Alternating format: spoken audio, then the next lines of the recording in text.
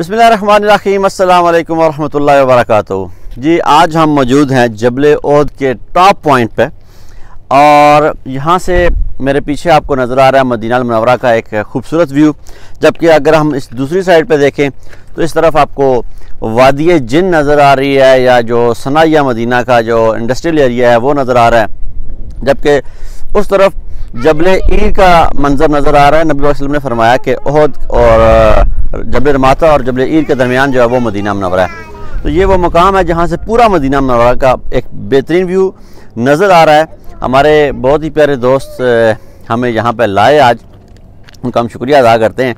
और पीछे जो मस्जिद नबी है वो यहाँ से नज़र आ रही है। ओहद के बारे में नबी पाक सल्लल्लाहु अलैहि वसल्लम ने फरमाया कि ओहद को हमसे प्यार और हमें ओहद से प्यार है। ये मदीना अलमनवरा की उन एक दो या तीन जगहों में से एक जगह है जिसके बारे में नबी पाक सल्लल्लाहु अलैहि वसल्लम ने पसंदीदा इज़हार फरमाया, उनसे मोहब्बत फरमाई। जबल ओहद उसमें से एक है।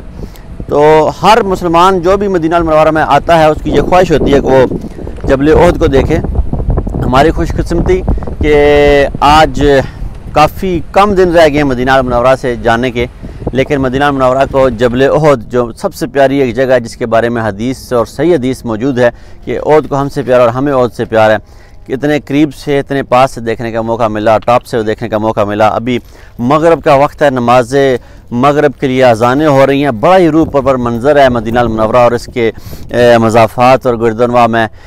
टॉप पे हम खड़े हैं, एक तरफ तो बागात नज़र आ रहे हैं, एक तरफ मदीना शहर नज़र आ रहा है।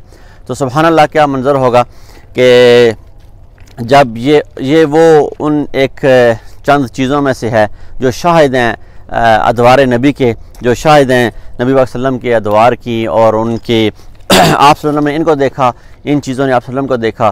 तो एक निस्बत है, उस निस्बत से हम यहाँ पे पहुँचे हैं।